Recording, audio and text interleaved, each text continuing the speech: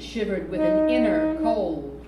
He turned up the collar of his worn, greasy black overcoat and thought to himself, "This beat Benny wouldn't pawn for a deuce." He was in the West 90s.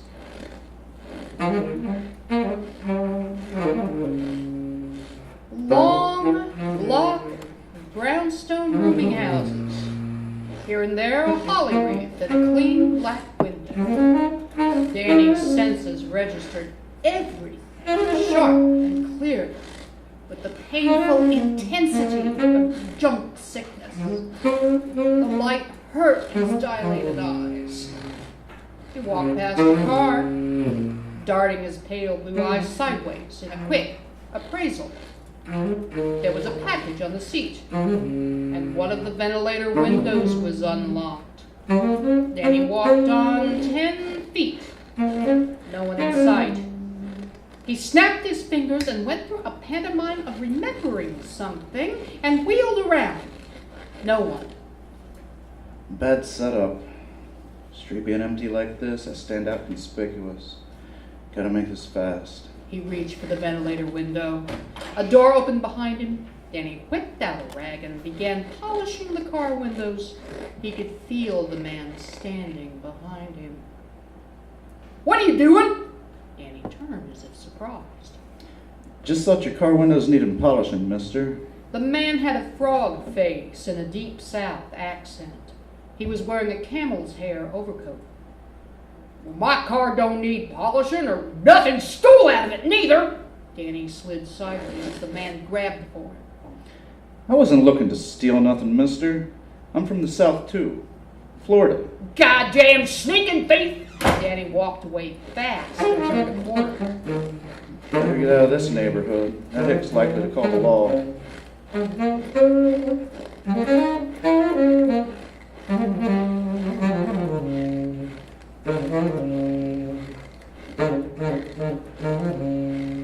He walked 15 blocks.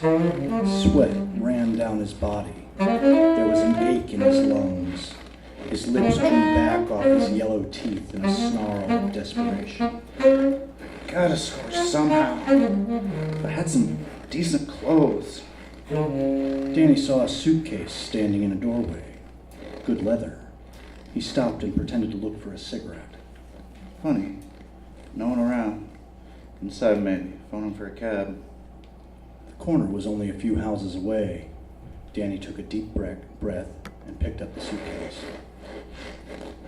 He made the corner. Another block. Another corner. The case was heavy.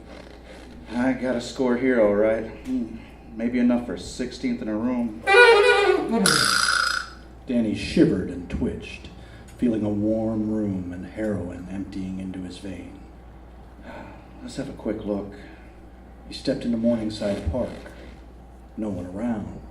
Jesus, I ain't never seen the town this empty. He opened the suitcase.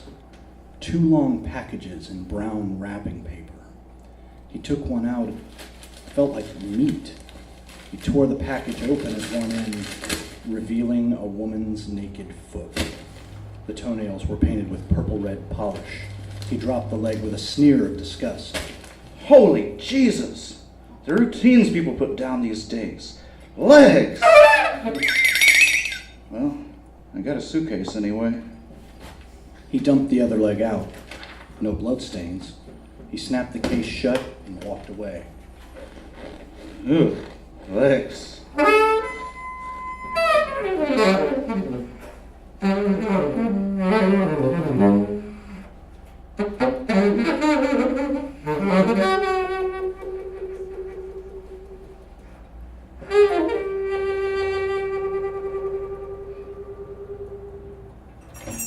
He found the buyer sitting at a table in Harrow's cafeteria.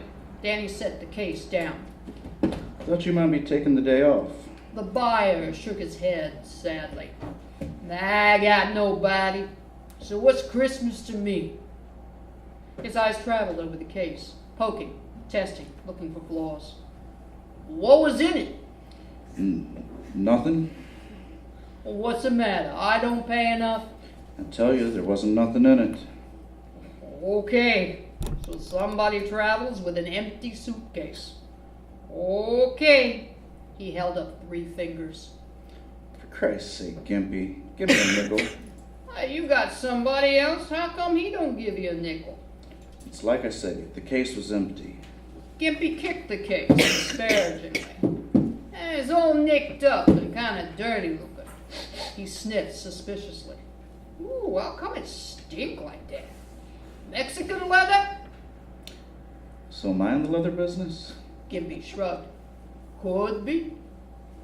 He pulled out a roll of bills and peeled off 3 ones, dropping them on the table behind the napkin dispenser.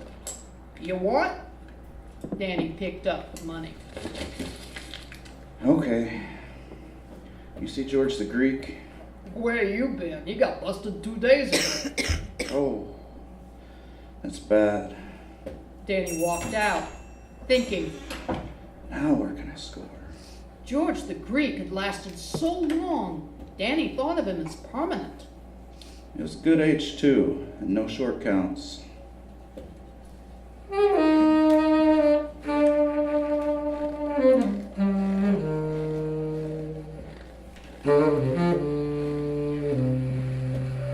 Danny went up to 103rd and Broadway.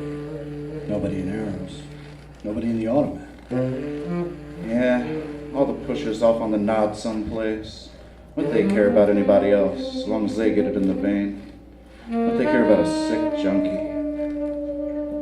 He wiped his nose with one finger, looking around furtively. No use hitting those jigs in Harlem. Like as not get beat for my money or they slip me rat poison. Might find Pen upon Rose at 8th and 23rd. There was no one he knew in the 23rd Street Thompsons. Jesus, where is everybody? He clutched his coat collar together with one hand, looking up and down the street. There's Joey from Brooklyn. I'd know that hat anywhere. Joey! Hey, Joey! Joey was walking away, his back to Danny. He turned around, his face sunken, skull-like. The gray eyes glittered under a greasy felt hat. Joey was sniffing at regular intervals, and his eyes were watering.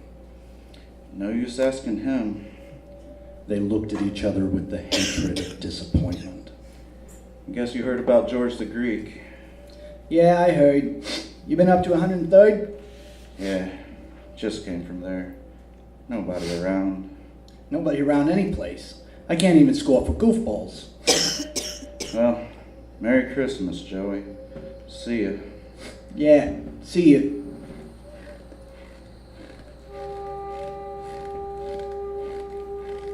Danny was walking fast. He had remembered a croaker on 18th Street. Of course, the croaker had told him not to come back. Still, it was worth trying. A brownstone house with a card in the window. P.H. Zuniga, M.D. Danny rang the bell. He heard slow steps. The door opened, and the doctor looked at Danny with bloodshot brown eyes. He was weaving slightly and supported his plump body against the door jamb. His face was smooth, Latin, the little red mouth slack. He said nothing, he just leaned there, looking at Danny. Goddamned alcoholic. Merry Christmas, Doctor. The doctor did not reply. You remember me, Doctor. Danny tried to edge past the doctor into the house. I'm sorry to trouble you on Christmas Day, but I've suffered another attack. Attack? Yes, facial neuralgia. Danny twisted one side of his face into a horrible grimace. The doctor recoiled slightly, and Danny pushed into the dark hallway. Better shut the door, you'll be catching cold. Danny was jovial and shut the door with a flourish. The doctor looked at him, his eyes focusing visibly. I can't give you a prescription. But, Doctor, this is a legitimate condition. An emergency, you understand? No prescription, impossible. It's against the law. You took an oath, Doctor. I'm in agony! Danny's voice shot up to a hysterical, grating whine. The doctor winced and passed a hand over his forehead. Let me think. I can give you 1 quarter-grain tablet. That's all I have in the house. But, Doctor, a quarter cheese. The doctor stopped him. If your condition is legitimate, you will not need more. If it isn't, I don't want anything to do with you. Wait right here. The doctor weaved down the hall, leaving a wake of alcoholic breath. He came back and dropped a tablet into Danny's hand. Danny wrapped the tablet in a piece of paper and tucked it away. There's no charge. The doctor put his hand on the doorknob. Now, my dear. But, Doctor, can't you inject the medication? No. You'll obtain longer relief in using orally. Please, not to return. The doctor opened the door. Well, this will take the edge off. And I still have money to put down on a room.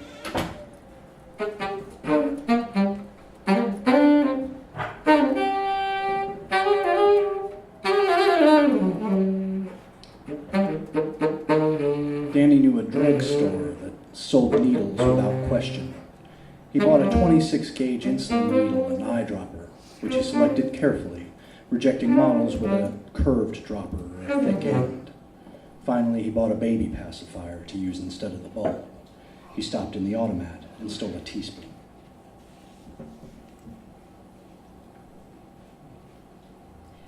Danny put down $2 on a $6 a week room in the West 40s, where he knew the landlord. He bolted the door and put his spoon, needle, and dropper on a table by the bed. He dropped the tablet in the spoon and covered it with a dropper full of water. He held a match under the spoon until the tablet dissolved. He tore a strip of paper, wet it, and wrapped it around the end of the dropper, fitting the needle over the wet paper to make an airtight connection. He dropped a piece of lint from his pocket into the spoon and sucked the liquid into the dropper through the needle, holding the needle in the lint to take up the last drop.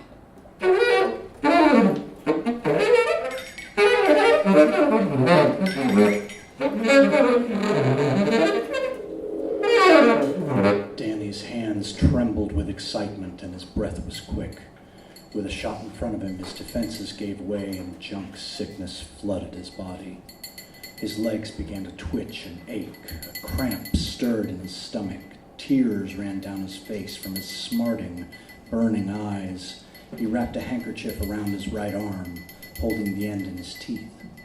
He tucked the handkerchief in and began rubbing his arm to bring out a vein, then ran one finger along that vein and picked up the dropper with his left hand. Guess I can hit that one. Danny heard a groan from the next room. He frowned with annoyance. Another groan. He could not help listening. He walked across the room, the dropper in his hand, and inclined his ear to the wall. The groans were coming at regular intervals, a horrible, inhuman sound pushed out from the stomach. Danny listened for a full minute. He returned to the bed and sat down. Why don't somebody call a doctor? It's a bring down. He straightened his arm and poised the needle. He tilted his head, listening again. Oh, for Christ's sake. He tore off the handkerchief and placed the dropper in a water glass, which he hid behind the wastebasket. He stepped into the hall and knocked on the door of the next room. There was no answer. The groans continued. Oh. Danny tried the door. It was open. The shade was up, and the room was full of light. He'd expected an old person somehow, but the man on the bed was very young, 18 or 20, fully clothed and doubled up with his hands clasped across his stomach. What's wrong, kid? The boy looked at him, his eyes blank with pain. Finally, he got out one word. Kidneys. Kidney stones? I don't mean it's funny, kid. It's just, I've faked it so many times. Never saw the real thing before. I'll call you an ambulance. The boy bit his lip. Won't come. The doctors won't come. The boy hid his face in the pillow. Danny nodded. Yeah, they just figure it's another junkie throwing a wing-ding for a shot. But your case is legit. Maybe if I went to the hospital and explained things. No, I guess that wouldn't be so good. Don't live here, the boy said, his voice muffled. They say I'm not entitled. Yeah, I know how they are, the bureaucratic bastards. I had a friend once, died of a snake bite right in the waiting room. That wouldn't even listen when he tried to explain a snake bit him. He never had enough moxie. That was 15 years ago down in Jacksonville. Danny trailed off. Suddenly he put out his thin, dirty hand and touched the boy's shoulder. I'm sorry, kid. You wait. I'll fix you up. He went back to his room and got the dropper and returned to the boy's room. Roll up your sleeve, kid.